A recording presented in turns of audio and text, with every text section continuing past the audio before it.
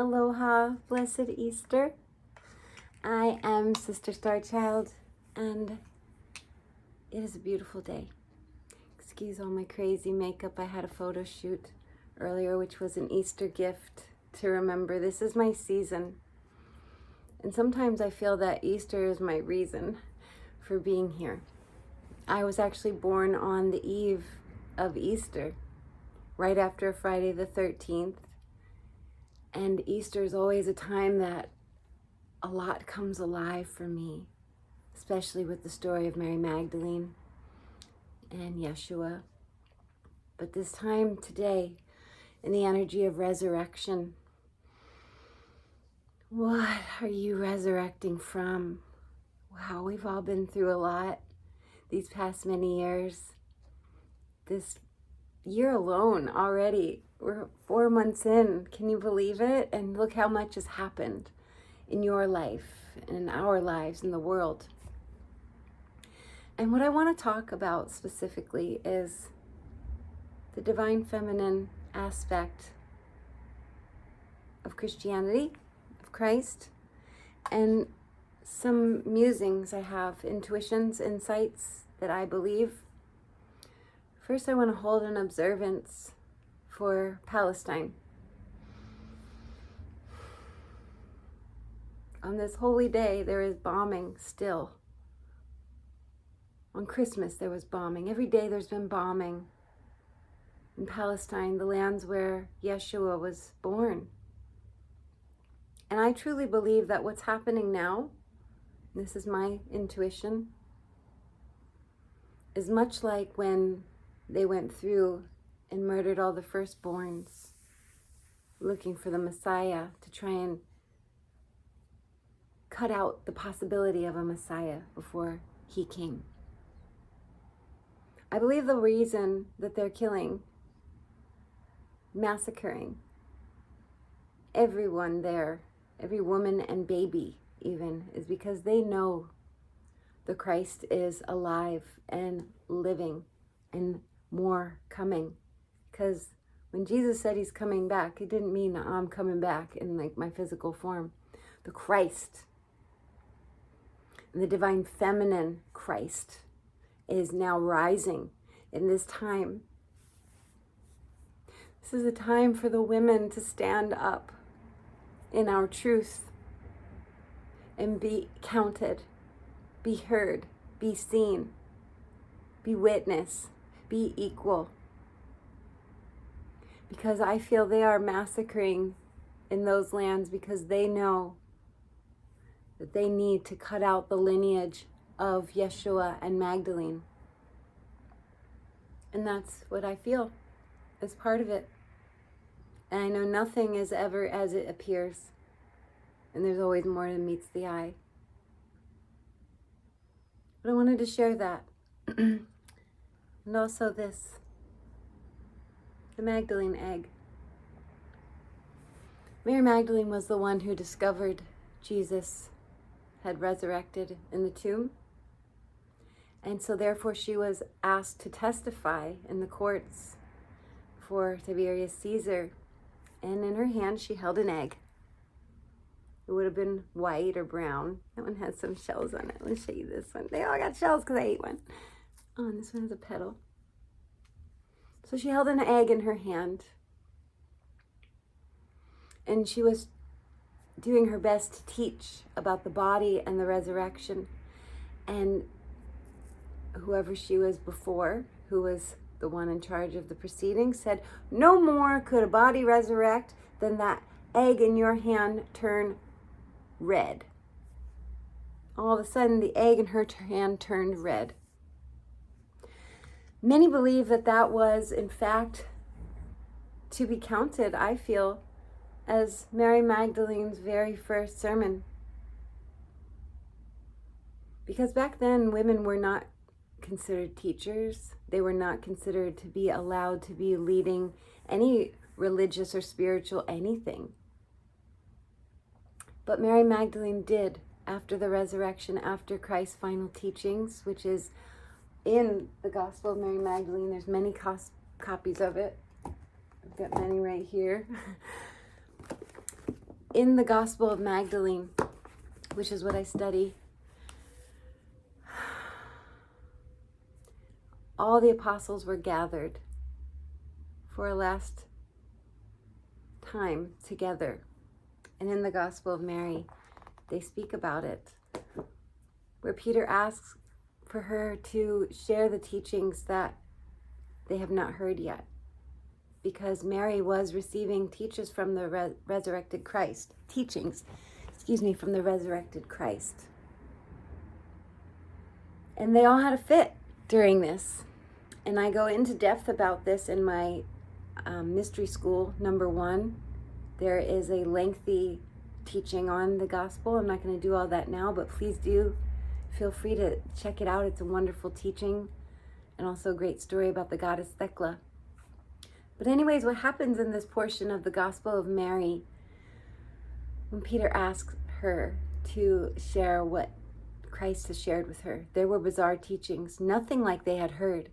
Because what the apostles had learned from Jesus was the living teachings of the Christ at that time. That was before he died and was resurrected. Mary received teachings from Yeshua after he had ascended. Of course, those teachings are going to be very different from what were his teachings when he was still in the physical body, before he went through that whole torturous initiation process. So she was sharing some really, really deep stuff. And a lot of the brothers had a problem with it, Peter especially. And Levi stood up and he said, Peter, you've always been known to be a hothead. If Yeshua chose her and trusted her, who are we to not trust her? So that was great. One brother stood up. And after that, then they all dispersed. And that was the last time they were together again. And they all went their separate ways to teach. Now, the apostles whose books and gospels did make it into the Bible, it's a very small part of the story. It's a whole library here of books that people don't know about. The Nag Hammadi library. Look at this huge whole book, the lost teachings of the Bible, the lost books of the Bible. Look at all this stuff. None of this is in the Bible. This includes Mary Magdalene's gospel, Thomas, and I can't ever remember the other one at the moment. But my point being, religion is a lie. God, spirit, faith is what's living. The Bible is an incomplete story, and it is what has been the fuel for a lot of fire and a lot of murder and a lot of misconception. There are much more to our origin story, which I probably won't get into now, but we'll see where I go with this. But my point being is we need to be sharing about the divine feminine aspect of Christianity. I am not a Christian. I'm not of any faith, but I am a spiritual star being, multidimensional being on this planet, and I know that there's a lot to uncover. It's been my life's path these past many years, wholeheartedly, very quietly. So I'm just opening up these talks with you right now to get your brain, the wheels turning. Something different is coming. Something different actually is already here. And it is Christ consciousness alive and well in me, and maybe even you if you're watching this. Or maybe it wants to become alive. And that doesn't mean that there's some savior coming to save us. That's not it. In any religion that tries to get you to feel scared that if you don't follow this, this, and this, that you're going to hell. But if you do this, this, and this, you'll go to heaven. There's already something wrong there. Love. Love. That's what Yeshua taught. Love. That's what Mary Magdalene taught. Love. That's what's in these books. Love. Love is the only answer. And love, most people don't actually know what it is. What most people feel is love is addiction and pain. Most of the love stories we watch on mainstream stuff, it's crap. It's not even real. It's not even real love stories. They're usually addiction stories. People addicted to people and drama. That's not love. I'm here to teach love. And love comes from the heart.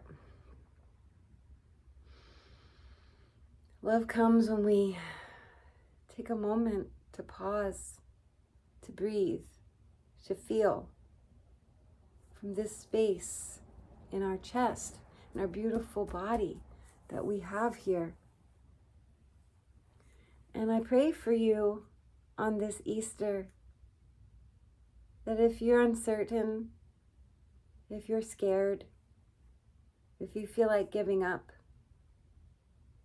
and if you're happy, and if you're excited, and you know which way you're going, I pray for everyone the same, that everyone finds their path to the highest and best for their mission on this planet. I pray for abundance for all. I pray for the artists to rise again. Not what we're seeing a lot of out there these days. There's so much more that's already here that wants to shine, a new earth consciousness. This isn't about new age. This is ancient Lemurian energy. Ancient love energy. That's what we're made of. And that's just what I want to share about. And so what's being taught in modern day religion is not love, in my opinion. Where are the women in the books? They're barely there. That's not love. That's not equality.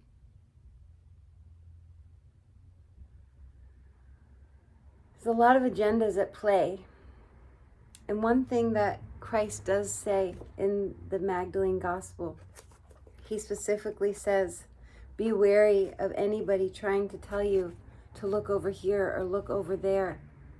For we are God inside of us. And that is what I want to impress upon you. We are God. Each and every one of us are a spark of God. And yes, there's many gods, but I'm talking about the white light, Christ consciousness, beginning of all. Love energy, cosmic energy, stardust.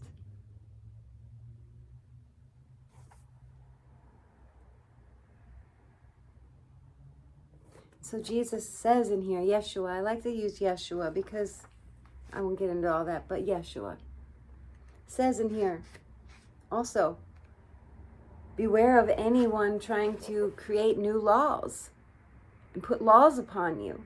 The laws I gave you are the only laws you need to know. And it's not what Moses brought down. That's some other Yahweh tangent that I won't get onto. But what Moses brought is from a nefarious character, not the same Father of God, of Yeshua. Not the Son of God, the Son of Man. There's so many names. That's why he said, you're not talking about my Father. Who you're talking about is not my Father. So we've been lied to a lot on this planet about our origin story, about who God is. Yes, there was a God that put down all these laws, and yes, we have been living by them, and we see where that's got us, because we've been living in an age of bloodshed, hatred, and fear, and that is the true religion, what they're breeding. There's a lot underneath the Catholic Church, unspeakable. And I saw a meme the other day, and I reposted it, saying that Jesus wasn't a Christian, Buddha wasn't a Buddhist, and Muhammad wasn't a Muslim. So, right there, and it's true. Yeshua was Jewish. Everything we've been told has been a lie. And so this today is a query, a call to action, to start looking deeper if you haven't, or go quiet and listen to what in you feels true. That's most important. Each of you is God. Each of me is God. We're God. We have the answers. We are made from God. We have the answers. So don't even listen to me for truth. I think I have a good grasp on it as an oracular star being channel on this planet, and I've done a lot of research, and I continue to. But just use what I say here to see where it takes you, to inquire in your own life what might have felt true that I've spoken to you about right now. Contemplate on it, pray on it. I haven't spoken about the bloodshed massacre that's happening in Palestine. I don't speak publicly about many things. I'm not public with many things lately. I've been very internal. But as I've been guided, I do come out and speak about things. And it's a challenge because I know that where attention goes, energy flows. So the more we're all focused on the bad, the more of the bad we have. But then when we're silent, then it's going under the radar. And so what's the answer? You know? And I feel the answer is truth. When you truly feel called, like I do right now, to share that what the United States is doing, whoever is underneath all of the massacre and genocide and bloodshed that's happening, those people will be reckoned with. Karma is more instant than ever. And we are in the time of great awakening, and the great veil has thinned, and every one of these bad actors behind and underneath all of the hatred is going to go. It's dissolving. They're going down. We don't necessarily even have to do anything about it. It will right itself, I promise. But if you are one that feels called to be sharing about it and posting about it, then please do. I just want to say for myself, it's not something that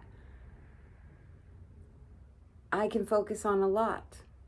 Right now, I'm in a moment where I'm very internal, figuring out my own life, where a lot of us are. I'm about to close this beautiful temple that I've had for 11 years. It's been the only actual home that's permanent.